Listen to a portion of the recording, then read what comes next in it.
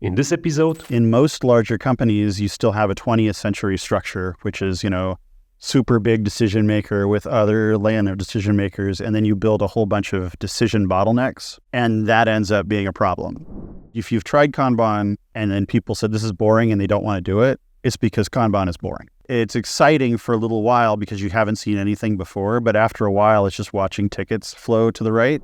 Right now, Agile calls those things dependencies. There's no such thing as dependencies. They do not exist. Dependencies merely work that you haven't planned adequately for. Start having conversations within the team and with other people based on what's on the wall. And yes, that wall can be a Miro board. You're doing it based on the visualization and not based on you asking for something. Welcome to Pragmatic Talks, a podcast and video series where we discuss startups, contemporary digital product development, modern technologies, and product management. This episode is brought to you by Pragmatic Coders in collaboration with ACE, Agile Software Development and Product Management Conference. We believe that everyone should have equal access to knowledge about product development and entrepreneurship, and also everyone should have the opportunity to apply it in pursuit of making our world a better place.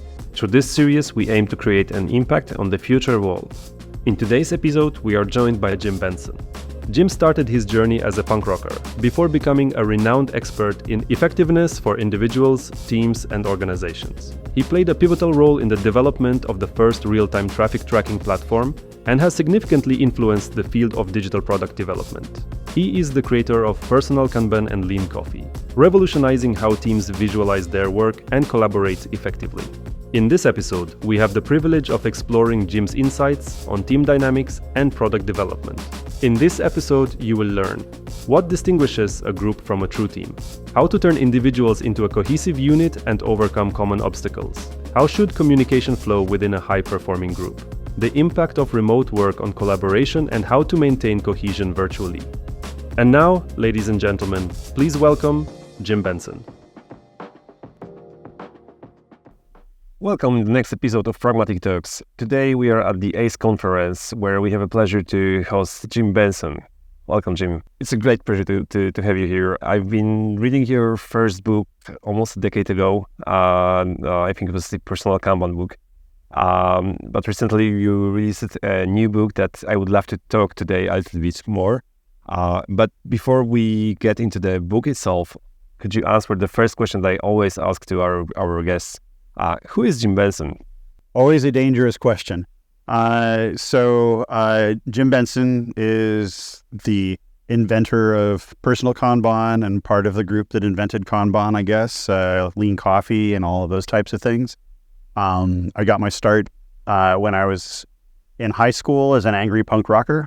So I started a business being an angry punk rocker, making albums and distributing music around the world. And I did that from the center of America before there was an internet.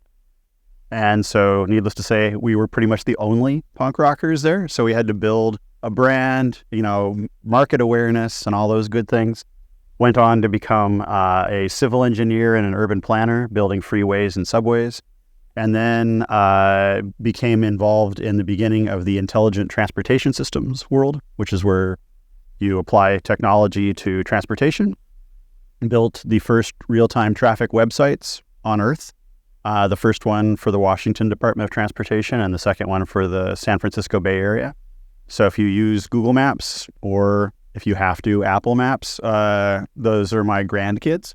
And when I had that company, that's when we kind of accidentally invented Kanban and Personal Kanban. And the next thing I knew, that took over my life. So I've become kind of an expert in Agile and Lean and all of things in between. And my goal is to build ways of working that make people happy. Could you tell us a little bit more about your recent book, which is The Collaboration Equation, Strong Professionals, Strong Teams, Strong Deliver? Every successful thing I've ever been part of has involved collaboration. So we never work alone. And so one of the things that you and I are going to be talking about today is about building teams, and that people have kind of fallen out of practice in being part of a team. But we've always kind of felt like we had our own work, and we've never realized that all work is collaborative. There's someone who's asking for it, someone who's delivering it, there's some negotiation about those things. So in the collaboration equation, the equation itself is individuals in teams create value. In Agile, we talk a lot about teams. In Lean, we talk a lot about value. And both of them talk about individuals like, yeah, people, whatever. So the collaboration equation is saying if you don't have a system that pays attention to the people and the team and the value, you're going to have an incomplete system and it's not going to work. So when you do have that, you have something that's called the right environment, which is an environment where all people have the information and permissions necessary to do what they need to do in order to do a good job. Okay. I remember when I was starting my career in IT, and I think it was my second or third job when I joined the company and I joined the team. And actually, in my previous two jobs, I was working in something that was called the team, but only after this, I think it was the third year of my career. When I joined the real team, I felt what does it mean to be in a team. So could you tell us a little bit more, what, from your perspective, from your experience, what is a team and what the team is not? How to distinguish a group of people working on something and a team that is working on something, which I'm pretty sure that for some of you may sound like this is obvious, but I know many people who, I would say even that majority of people right now in IT have never worked in a team before. So could you tell us? So one of the, I'll give an anti-pattern, and then I'll actually talk about what I think a team is. So it's not at all uncommon for us to go into companies that are already doing Scrum or Kanban or something like that, and then they'll have a board up, and the board will show that there's like a backlog of work, and then the developers are working on this stuff, and then the testers are working on this stuff, and then there's done. And there's always 5 or 6 stickies in the developer area and about 70 in testing. And then people are like, oh, I hate testers. And it's like, well, first off, you wrote the crappy code. And second of all, you refuse to test.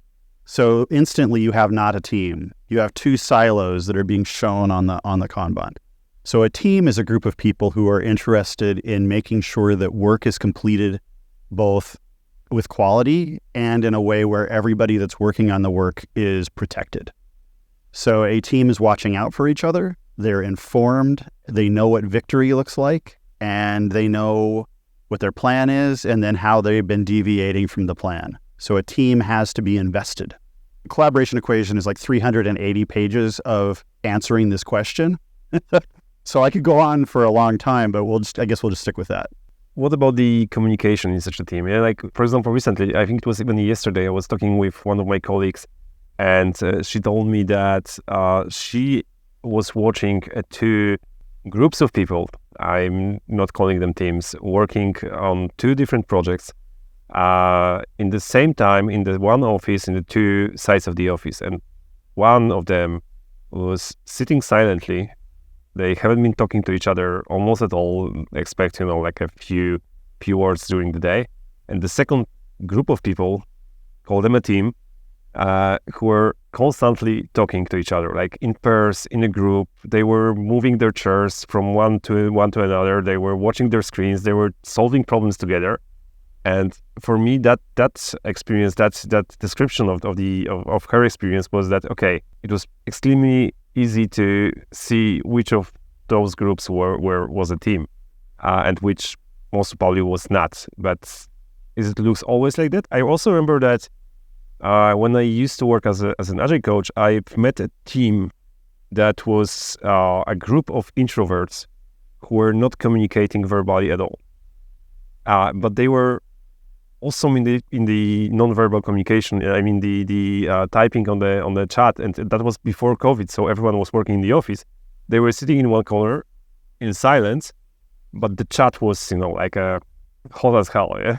And so the answer, of course, is then the verbal interaction isn't necessarily an indication of teamwork, because those people could have been spending all of their time talking to each other saying, where the hell is this? What's that? What are we supposed to do? Who are you? What are we doing? But what you do want to look at is, first of all, is work flowing?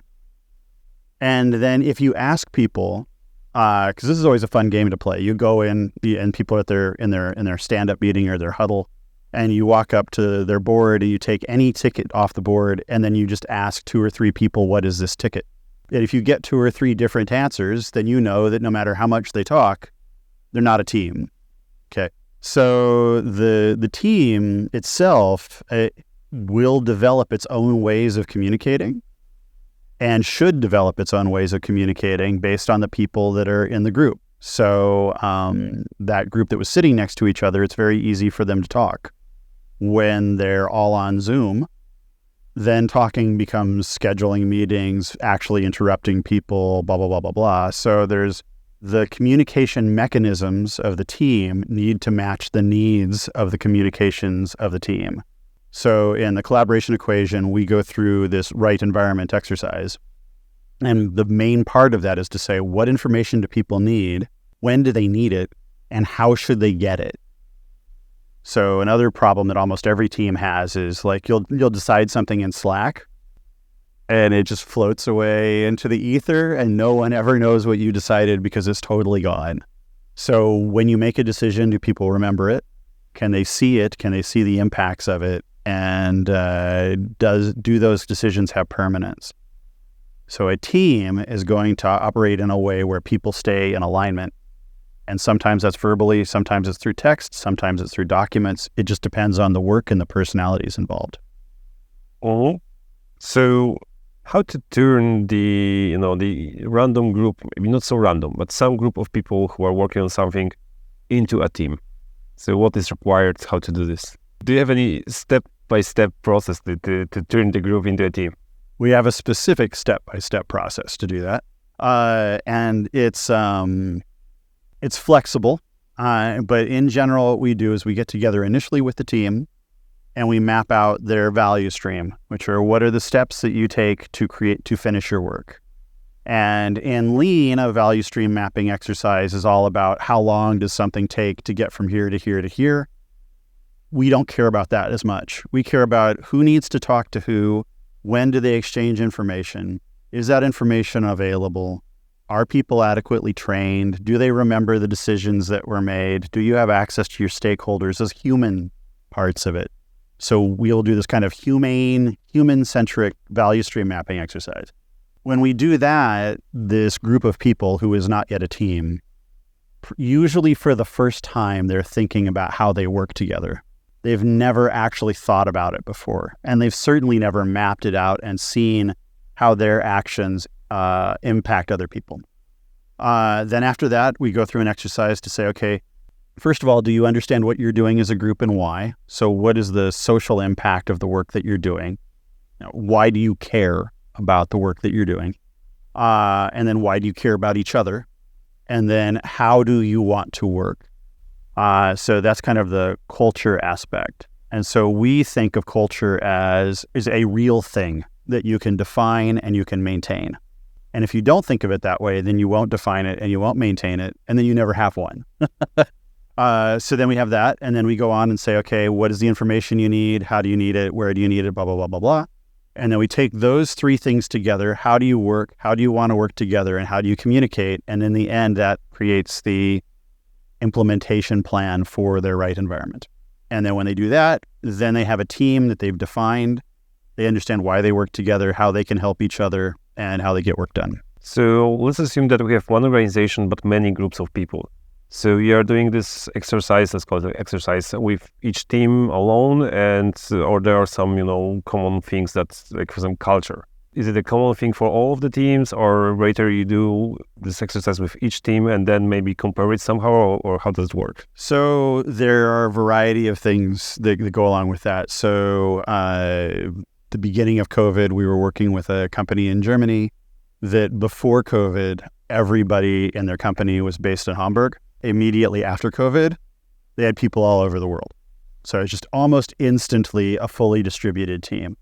And so we did right environment exercises with each of the individual teams, but at the same time, we were working with, we'll just call it mid and upper management, to help create ways to visualize work across the company as a whole. If you have 15 different teams, when team 1 and team 12 are collaborating on something. Because right now, Agile calls those things dependencies.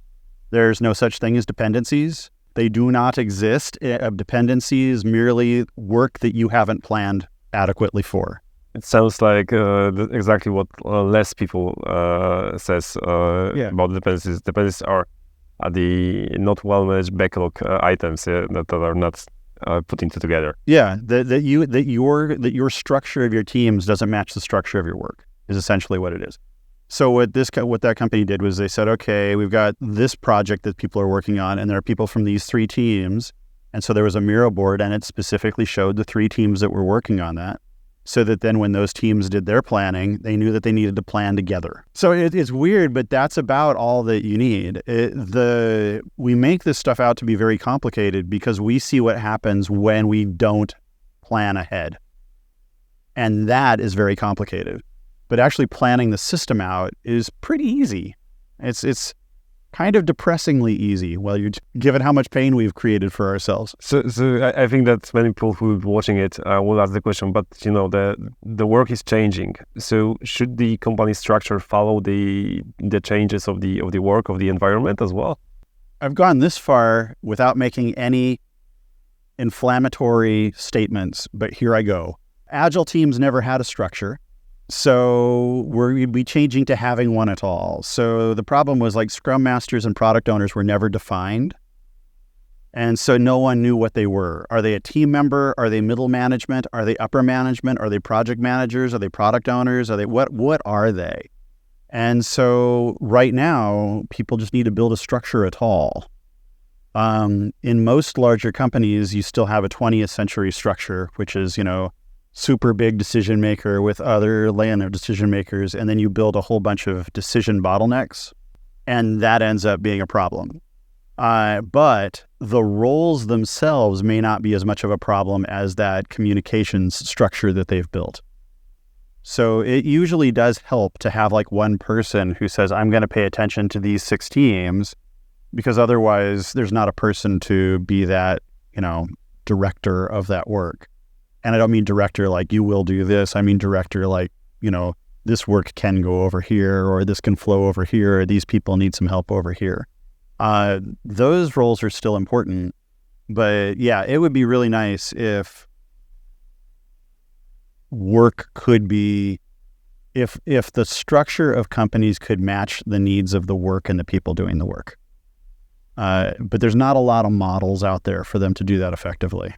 I think that it's already starting somewhere. We had one of the previous episodes with Joe Justice about how Tesla works and how other Elon Musk companies works, and their teams are very dynamic. And right, but Elon is a dictator.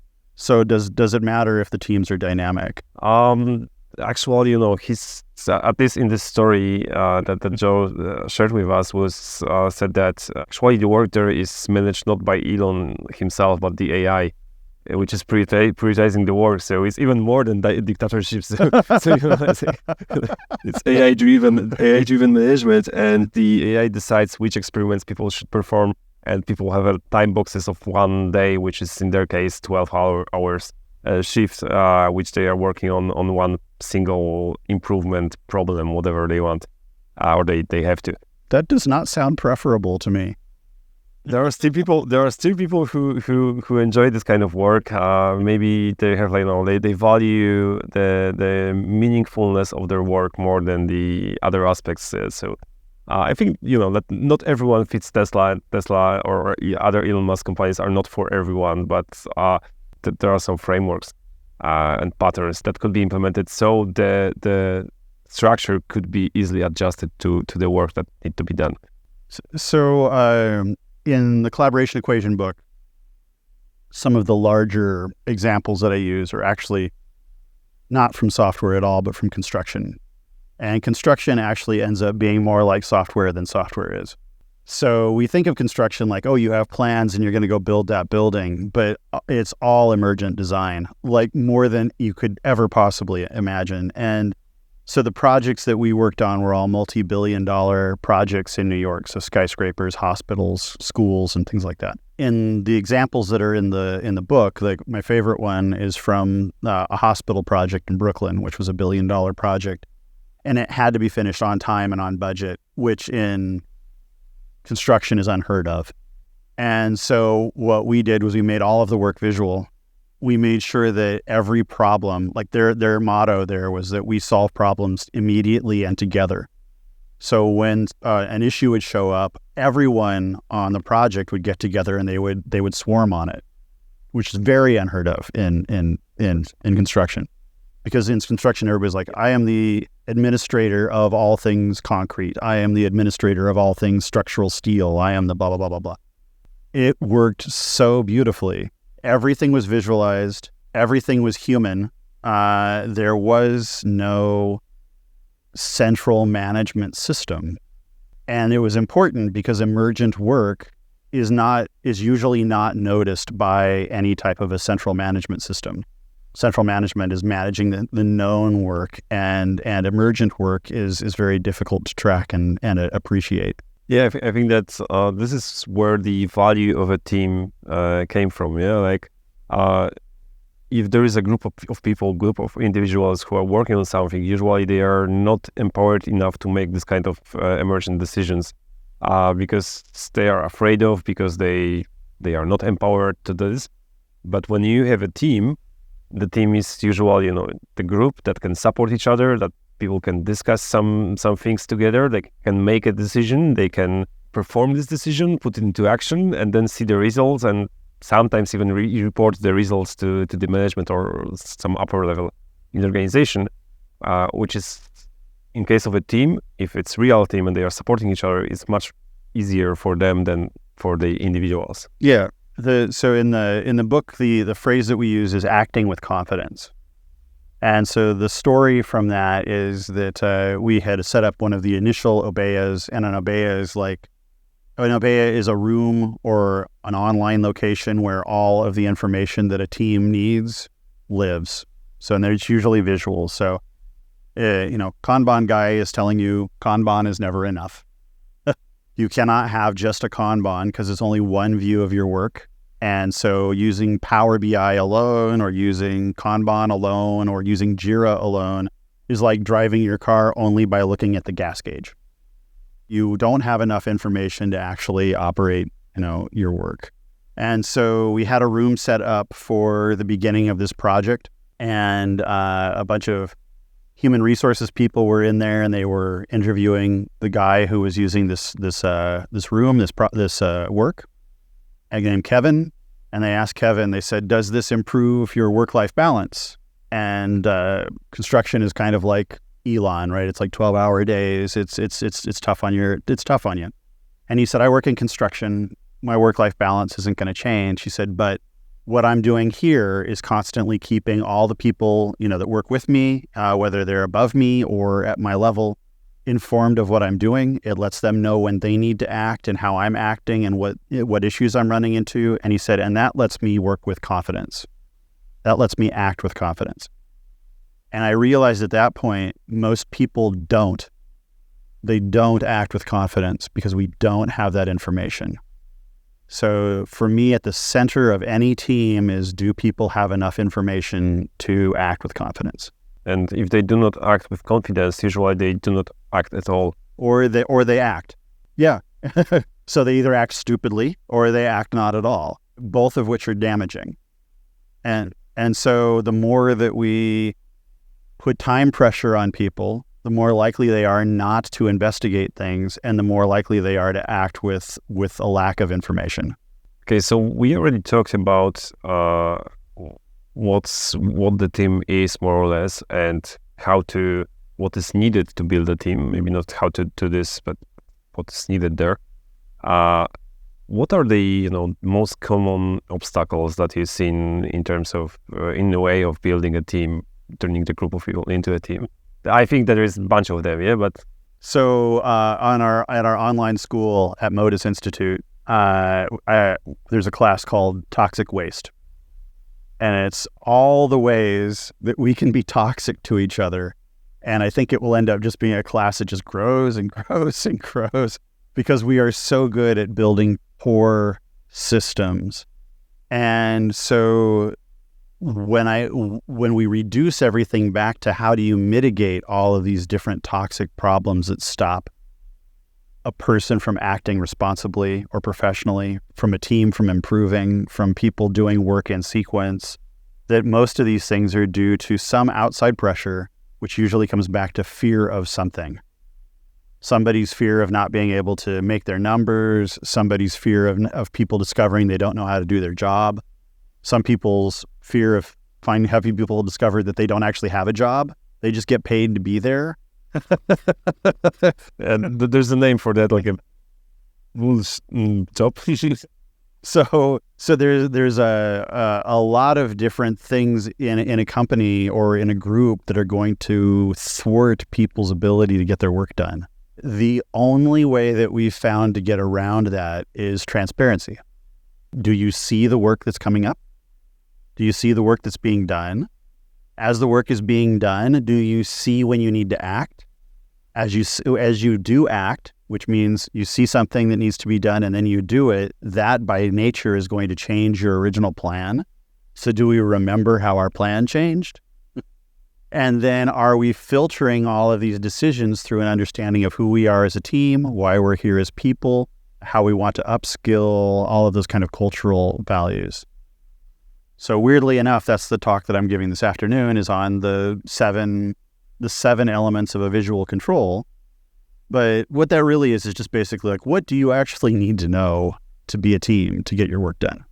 You mentioned a few times that it's very important for the team or the team members to know how the plan changed or what we agreed to.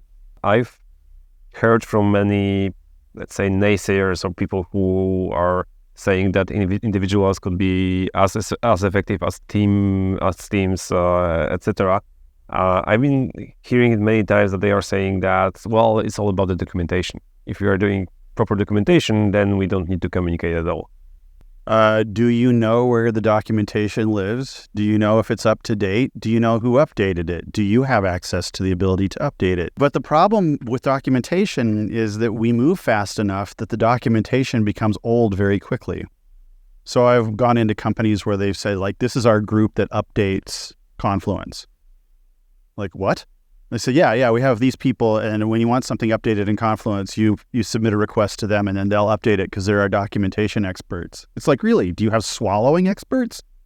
Like, when I want to swallow my lunch, do I contact the swallowing experts? It's like, the whole reason that Ward Cunningham invented the frickin' wiki to begin with was so that everybody could edit it.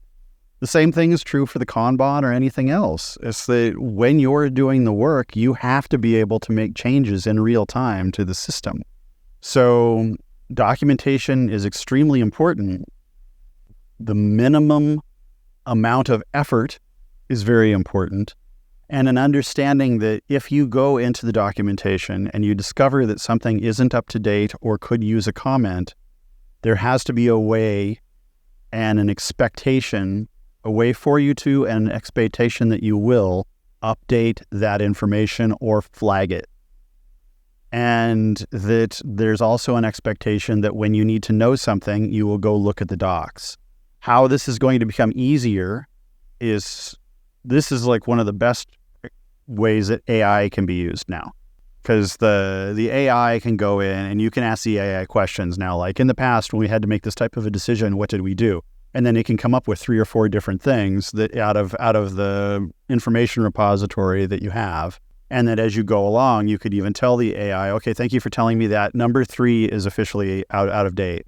And then it could even have a system where it could go in and it could say, hey, this Jim says that this is out of date. Does everybody agree? And everybody's like, yeah, whatever. And then it's out, right?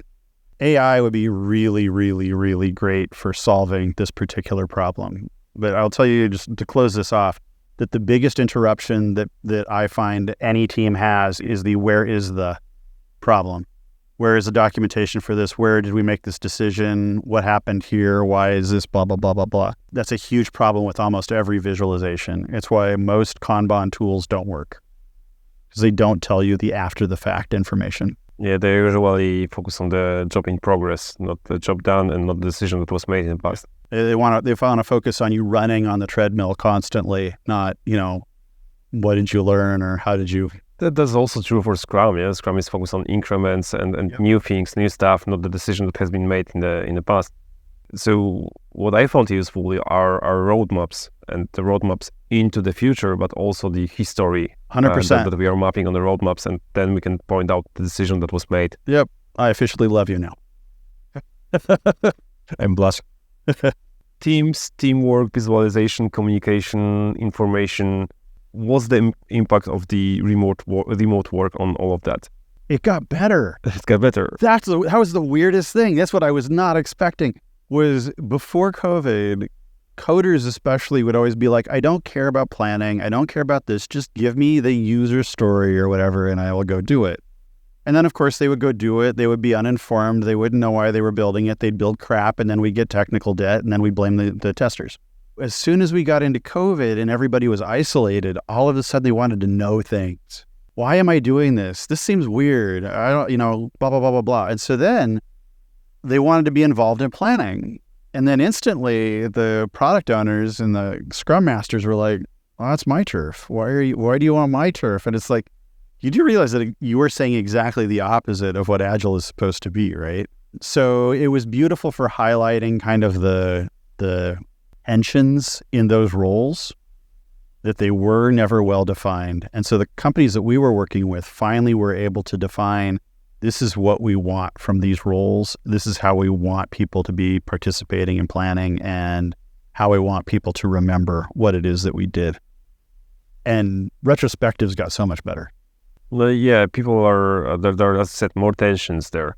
And if the team or the group of people is able to pull it out and talk about it and talk through it and figure out how to solve the problems, then it's good. But so how about the new teams? What about the people who, because what you mentioned gets better. I also seen it, especially at the beginning of the pandemic, where people were used to work in the office and then moved to working from home. And then in the first few weeks, they figure out a bunch of great ways to work together. And that was actually awesome to observe. I remember in our company, we were thinking about, standardize it somehow. But after a few tries, we decided that it doesn't make sense, because each of our teams figure out how to do this better for themselves. As you mentioned, how they work together, they figure it out and they started working it.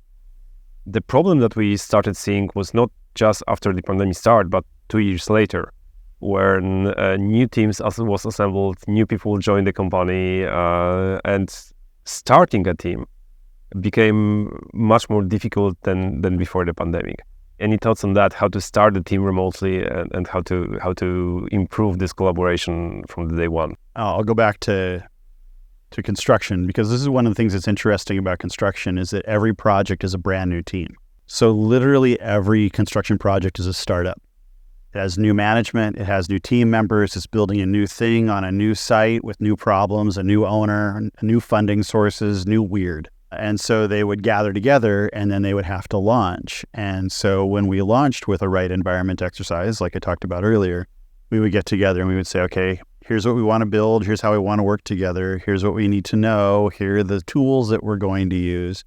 And when you start, when you do a right environment exercise with an existing team, you're building out that value stream and saying, how have you worked in the past and how can we fix these things? But when you're working with a new team, you're like, okay, what do you want to do? Right now, you have this gift. You are a brand new team. You are just born and you can develop any way you want. How do you want to communicate? How do you want to make sure that you are protected? How do you want to protect other people? How do you want to onboard? How do you want to upskill? How do you want to... So one of the projects that we worked with was way out in the middle of nowhere. Everybody had to commute long distances to get to work. So they wanted a dog. So they got a dog. But why? Because they wanted something to look forward to when they got to the office, so they're like, yay, a dog. Basically, they wanted to be cared for, right? And at work, we're really good at not caring for other people. And one of the things I noticed, like during COVID, was there were people who maybe 18, 20 months into COVID were still working on like a small laptop with one screen. And I would say to the company, I'd be like, could you please send everybody a second monitor so that like their eyeballs don't fall out? And they're like, well, that's a lot of money. I was like, it's $130 a person. And most probably you already have those monitors in the office already that no one is using. A couple of companies, we had to like really lean on them to get them to just understand, no, because they're working from home doesn't mean you don't have responsibilities in caring for the people that you work with. So the team should have understood from the beginning, if I'm going to visualize my work, I need a monitor to see it on. If I'm going to be working, I'm going to need to be able to be on Zoom over here and looking at the screen over here, that type of thing. We don't start off projects by saying, what is the gear? What is the training? What is the support that you need to get that work done? And when you start a team like that, they instantly have identity because none of them feels confused, cut off, or like they are acting without confidence. So you said that the team need to do that, need to think about it, need to figure it out, etc. What if they are not doing this? So what if they are not doing this? The reason is so in the component culture, maybe in the leadership. So how to approach the situation when, for example, how do you approach the situation when you go into the company as a consultant or as a coach, and you see that there are teams, there are a group of people who should figure out how to do this. Even they are told to, even they are trained to do this, but they are still not doing this. So what are your next steps? Yeah, unfortunately, I haven't found a lot of people who are trained to do these things because most people are trained to either do Lean or Agile, none of which are actually systems. There's stuff to do that people are confusing as a system. And so when people say that's not Agile, it's like nothing is Agile or everything is Agile, whichever way you want to look at it. But at the moment, what is it that your group needs to do? So let's just say, for example, that we've got a group of people and they are working in an environment that is not optimized for them to get their work done. So they're having trouble making decisions. They're overloaded with work. They're building a lot of things and then throwing it away and then building a lot of other things. They've got a bunch of technical debt, all of these things that we typically see. The first thing is that the work needs to be made visual, and it needs to be made visual in its entirety. So not just a Jira board, not just a Kanban, not just Post-it notes on the wall or whatever, but are you visualizing your problems?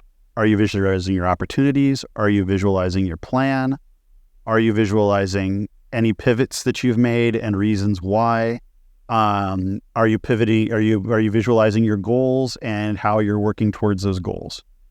Once those things are visual, then you can start having conversations within the team and with other people based on what's on the wall.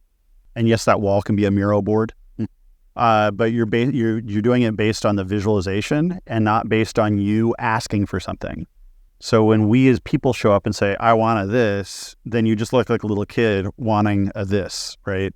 But if you show on the wall, look, we were doing this work, we've run into this problem, and in order to solve it, we need to blah, blah, blah, then that now becomes kind of a visual story with a logical story arc that people say, I see where you're going. I see where you're going. Not I hear what you're asking for, but I see where you're going. Like if you listen to Jim Benson in an interview like this, and then you say, oh my God, I need to do everything different tomorrow, then you're going to go to work and you're going to tell people that, and then they are going to punch you in the face. Don't do that. But if you can start to show where you're at, then you can have conversations about where you want to go. Visualization so far for me has been the only tool, and it doesn't matter what country it's or what continent it's been. Asia, Africa, Europe, wherever, everybody needs to see things. It's a universal constant. So please find ways to visualize your work, and don't just visualize the easy stuff, and always visualize it by asking, what's the message that this is going to be delivering to people? I'll close with that by saying, if you've tried Kanban and then people said this is boring and they don't want to do it, it's because Kanban is boring. It's exciting for a little while because you haven't seen anything before, but after a while, it's just watching tickets flow to the right. When you get to that point, it isn't an indication that Kanban is no longer necessary. It's that your visualization needs to go deeper. Unfortunately, many teams or group of people are not even there. If you can't see your work, you can't control your work. And if you can't control your work will control you, and it won't control you in a nice way. Okay, we know what to do. How could leaders support this kind of actions, leaders in the organization? not only on the team level, because when you are in the team, it's actually easy. You can start this on your own, and when you give an example, there is a huge chance that people will catch up and they will start doing the same. Most probably they will see the value in that. But when you're an organizational leader, let's say manager or CEO of the company, so how could the leader start this kind of, let's call it transformation, transition, or change? Right. So the first thing that they can do is start by transforming themselves. So in chapter 8 of the collaboration equation, which is a chapter on leadership, collaborative leadership, we say that leadership is a verb. It is not a role. So anybody can exhibit leadership at any time. And what happens is when we have strong leaders or people who are in a role where they see themselves as responsible for all leadership, then that stops other people from leading, and that becomes then a leadership bottleneck. And people are like, no one wants to act, no one wants to do anything. It's like, no, you've created a system now where they're waiting for you to act. So the first thing that anybody who is in a role of responsibility or a position of power can do is to make sure that they divest themselves with as much decision-making requirements as possible. And you can do that by trying your best to become a team member. So when we first started going off and working with companies, we always wanted to create a safe space for people by making sure that leadership wasn't in the room. And we began to see that as a horrible anti-pattern because it meant that leadership always was going to be seen as something that shouldn't be in the room. And that's a problem. So we want to make sure that we have built systems that take the tension out of work between the people doing the work and the people in a position of power. Again, visualize the work means that leadership is informed on regularly, and then they're no longer coming in and judging what you've done because they understand in real time what's happening. And if they want to start something, then they need to go talk to people. And they need to say, okay, we want to sit down, we want to figure out how your work flows. Basically do the right environment exercise. Find out how your work flows, and then after that, what you need to get that work done. And to care. So what I told the people at Turner, when they said, what do I need to do as a leader? I said, the first thing you need to do is to give a damn. You need to care. And you need to care about a lot of things that you probably don't care about. It's as simple as that, or as difficult as that. This is not easy. It's simple to say, but it's like when they call things soft skills. Well, that's the hard stuff. The hard skills of planning, budgets, and stuff like that. That's just numbers in a spreadsheet. But figuring out, this person's mom is in the hospital, and this person's kid is having trouble in school, and this person is doing this, and this person's doing that, and that directly impacts the operations of my team. That's the seriously hard stuff. There's no soft in that at all. That's the leadership part, but the company culture is usually more than that. Mm-hmm. So what are the some indicators that the company culture is not supportive for the teamwork, and how to change it? And how to change it. They asked the easy question followed by the... So the way to spot it is just to spot where information isn't flowing. Like literally you can spot almost immediately in any company where the fear lies just by where the information isn't flowing. And sometimes it takes a little bit of digging, find where that information is stuck. But wherever information is stuck, it's always because of some political issue. Or some person or system that is hogging either power or resources or information or what have you, decisions. And so the more of those you find, the more that you know that the knot of that project or that company is difficult to solve. But sometimes it is the CEO. And you just have to recognize that. So Lean is always like, look at the system, not the people. Well, the people are symbiotic with the system. So you should be looking at the people. You should be looking at the people to say, where are you uncomfortable? And then that's where the problems are lying. And then you should say, where are you causing discomfort, like personally? And then you also know how the system is structured.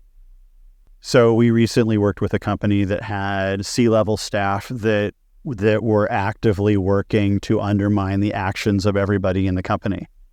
And after a while, we had to leave because that company was specifically set up to not allow positive change to happen. That doesn't happen very often. It happens a lot less often than one would think, but it can happen. The other thing that I will note is that culture, there is no company culture that doesn't have subcultures. So, like in the late 70s and early 80s, we had the United States, and then the United States had kind of like the Bruce Springsteen culture, and then they had kind of the punk rock culture, and then we had the new wave culture, and then we had the heavy metal culture, and then we had the reggae culture. There's a lot of subcultures out there, and so every team can be a relatively healthy subculture in a larger culture. But your goal when you're building your system in your team is to say, okay, we understand that this is our zone of control, this is our sphere of influence, and this is what we cannot change. And so that sphere of influence is where your translation layer is. This is where your XML is, right? And then your sphere, your actual zone of control is where you can actually write your own processes, set your own culture. And those bubbles are always larger than we think they are. So don't be afraid to define your own ways of working within your company. Just recognize that, at any moment, somebody could blow you out of the water. I think just getting back to what you said before, that the problem of not knowing where the borders are of this autonomy sphere, not knowing that came from this lack of empowerment and lack of this supportive environment in the team, and this thing that you call the acting with confidence. Yeah? Like if people are not acting with the confidence, they will never test the borders, so they will never figure out what they can actually change within this. So that's the beauty of a team. So if you have a real team, your team has a zone of control and sphere of influence equal to the sum total of all of the zones of control or spheres of influence of the people in the team. If you don't have an active team, your zone of control is you. So that might be a good way for you to specifically know if you're part of a team, is if you feel like your zone of control is just what you can get done and not what the team can get done. Quite nice test for everyone to check if they know what the team's zone of control is and what their zone of control is. I'm sorry if we just massively depressed a whole lot of people. I was like, oh no. Even when I was preparing notes for this episode, I wrote down that teamwork is like teenagers' sex. Like everyone is talking about it, but not necessarily everyone knows how to do this, and not necessarily everyone was there. So one of the things that I'll note about that is that I kind of use like the Police as a test, right? So the Police is a band. We're definitely the Police. And every Police song is obviously a song by the Police. Like none of their songs sound like anything other than a song by the three of them, regardless of how much they were fighting at the time. When they went off and did other things, their music sounded entirely different, right? So Andy Summers and Robert Fripp, entirely different than the Police. Sting working with all the people on Dream of the Blue Turtles sounds exactly like the Police, even the songs that were covers of Police songs. And so when you go off and you build a team, the team develops its own language, its own patterns, its own systems. And so this is why like one process can't be used for everybody, because we're unique and our collaborations are unique. And that's a beautiful thing. And the reason that it's hard to set up a team is because we don't value that enough. We think that we're just coding, and that's not the case. Your punk rocker history. Tell us more about it. Like how does it work for you, and how it come that you're here right now, not on the stage? And not on the stage. Well, actually, you are on the stage. I am on the stage, but without guitar. So first off, like my most meaningful collaborations have almost always been doing something that is artistic. And that includes writing Personal Kanban with Tony Ann. It includes making these classes right now with Modus Institute with like Carl Scotland or Dave Pryor. Is that when we work with other people, we build this beautiful bond. And what I noticed in 1984, when I was running around Denver trying to be a professional punk rocker, was that I had two options for my future. One was heroin addiction, and the other was being absurdly wealthy. And one had a very high likelihood, and the other didn't. And so I was like, okay, urban planning. But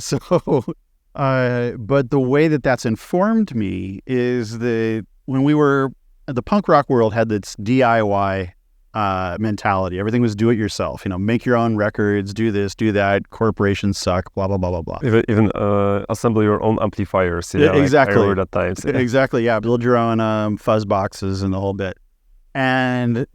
But what I came to realize over time was DIY never happened. It was always DIT, do it together. So me, Dave, John, Corey, Simon, when we were doing band stuff, it was always together. There was no solo albums. So this month, hopefully, but maybe next month, John from that list of people and I are going to come out with our first album in 40 years. And like most angry punk rockers, I now do ambient music. So it's an ambient, and John plays the Chapman stick. So it's an ambient and stick album. So you don't get any more pretentious than that. This all informs what I do from the very beginning. There was always things to learn, and there was always more things to invent.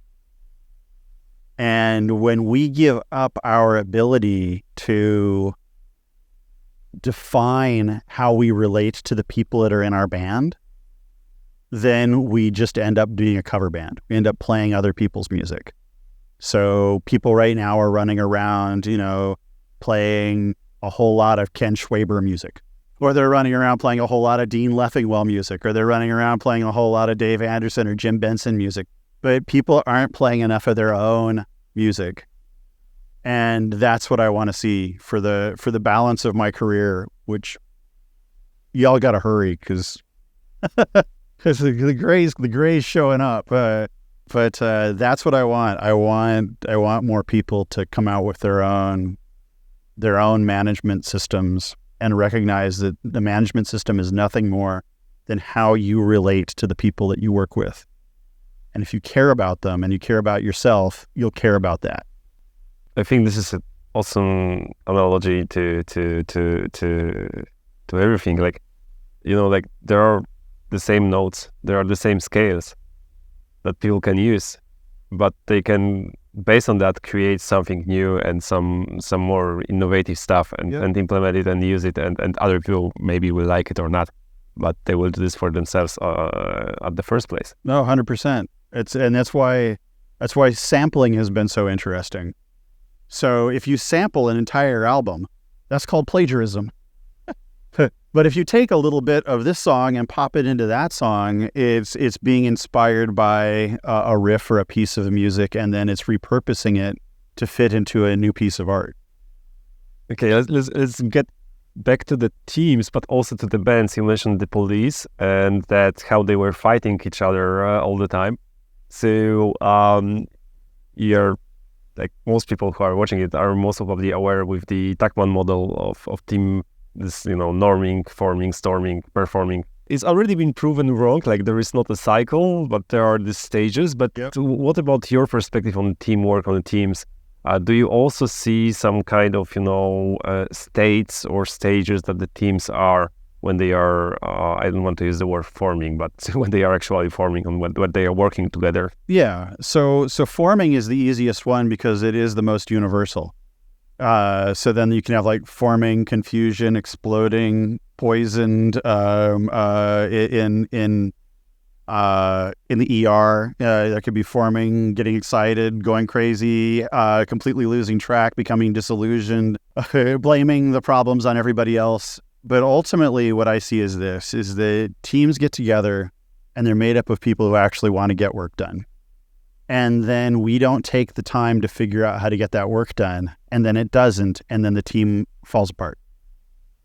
So it could be that you run into straight up personality conflicts like these Sting versus Stuart Copeland, legendary personality conflict, and that's a thing. That's what humans do.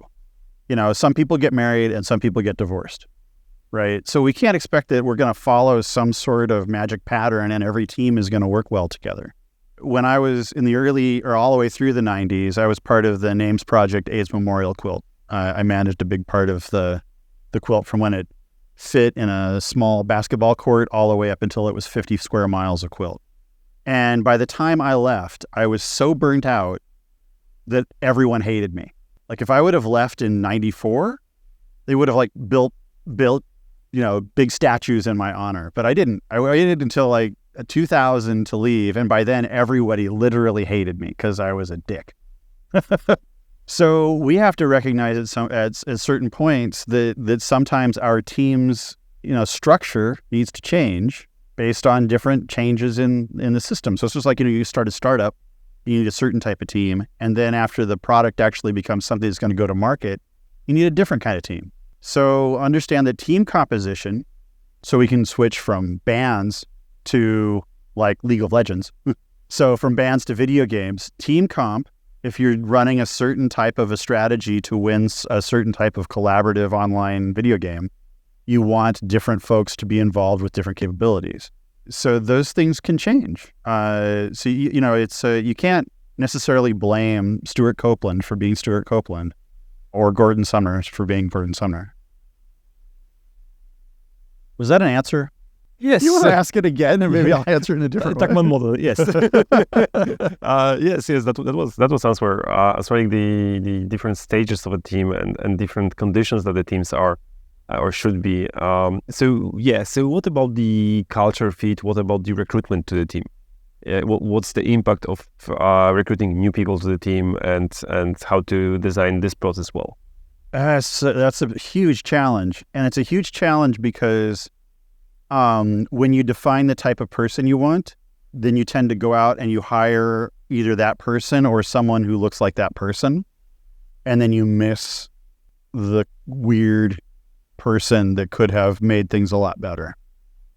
When William Rowden and I had Gray Hill Solutions, we would hire people by having them come in. We would go to coffee with them, and then we would ask them, tell us a story of an incredibly horrible thing that happened to you and how you got out of it. What was your favorite work experience or something like that? And so what we would be looking for is, does this person know how to creatively solve problems? We didn't care if they could use, if they were .NET certified or anything like that. We cared about, can you solve a problem? And what we found was we ended up hiring really weird people who could do really amazing things. And they didn't fit any kind of model at all. So we had like one guy who was like super Asperger's named Ed, and he was so awesome. He was so awesome. Our company never could have continued without him. We had Alan, who was super shy but super good at problem solving. It was amazing. Like we were seriously like a bunch of Muppets. Like none of us looked alike. We were so bizarrely different. And it was because we hired based on that and not based on, oh, this is going to really piss people off. Not based on product market fit.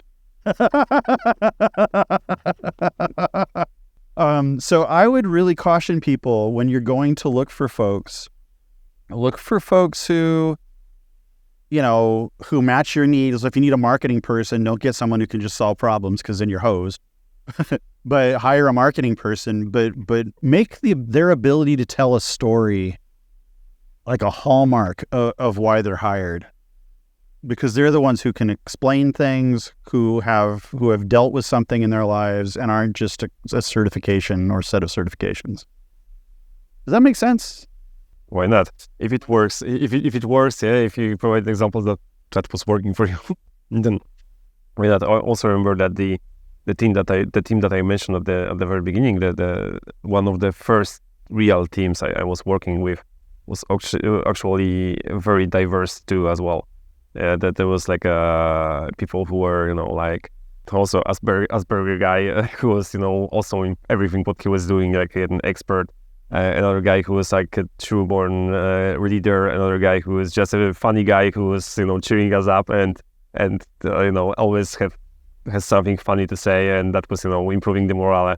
And few other people who were totally different from each other. And actually, with most of them, I'm still in touch. I still have contact and good relations, and some of them are my best friends. So that worked really well. Yeah, I think that's another lagging indicator of a good team is the length of time that you stay attached to the folks.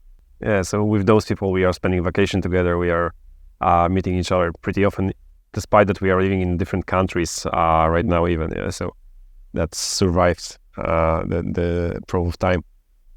You already mentioned about AI and how AI could support the teamwork right now. What about the technology at all, including AI, in terms of the supporting the company culture creation or shaping the company culture, and also shaping the teamwork and helping teams to work together? Any thoughts on that? Oh, yeah, very opinionated, snarky thoughts on that. So I'm going to try and avoid those.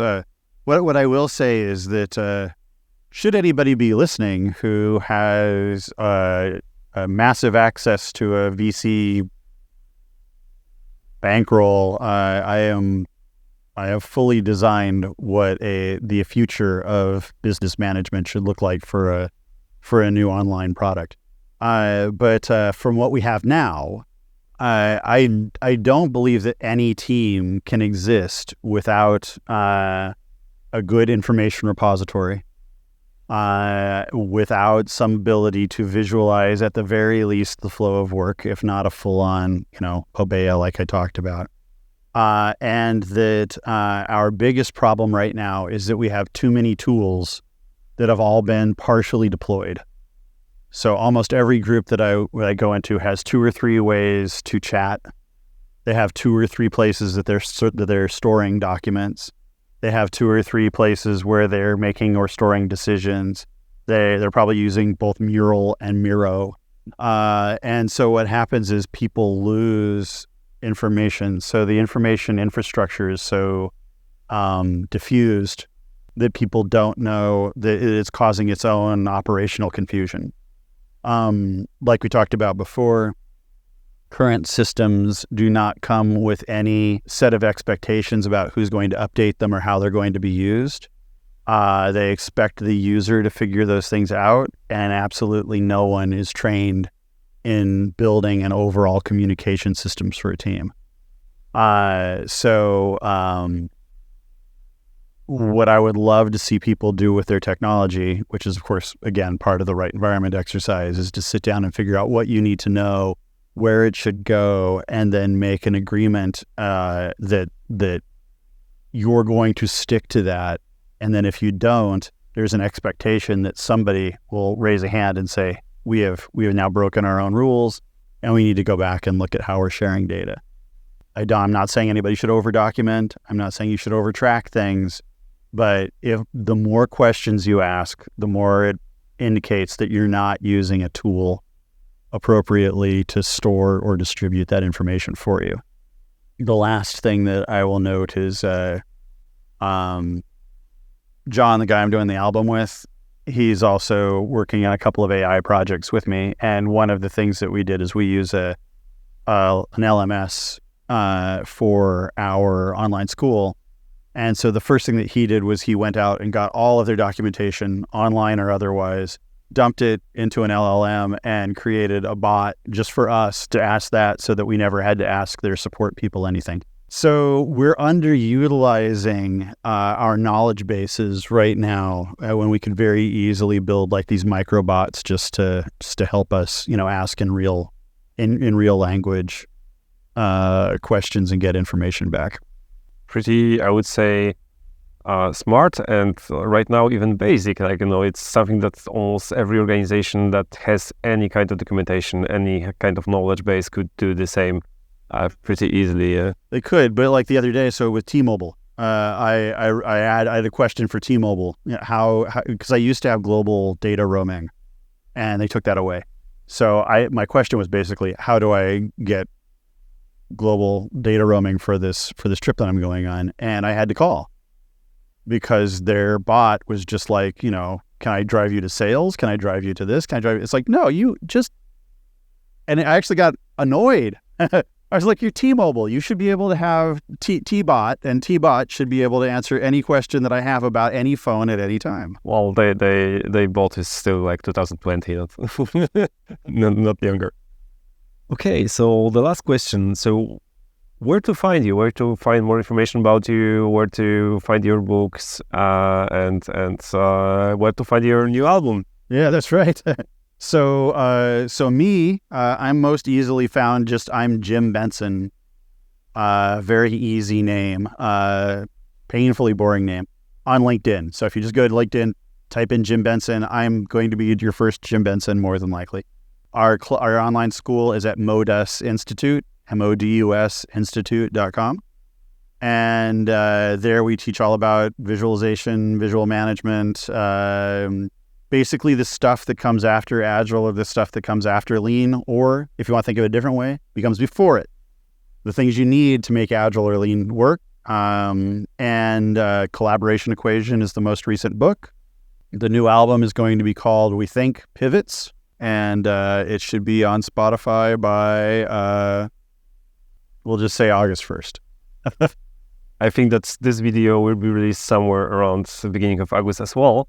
So I will put the link to the album in the show notes. That'll be Jim Benson and John Von Segarn. Awesome. Yep. Awesome. Most pretentious album ever. Perfect. Okay, thank you, Jim, for joining us today. That was a great morning at the Thursday, the first day of ACE conference. I cannot wait to see your keynotes today in the afternoon. Yep. So thank you very much, and thank you to all of you for watching this episode and listening it on the Spotify and Apple Podcasts. And don't forget to subscribe to our YouTube channel as well. Thank you. Pragmatic Talks is delivered to you by Pragmatic Coders, the first choice software development partners for startup founders.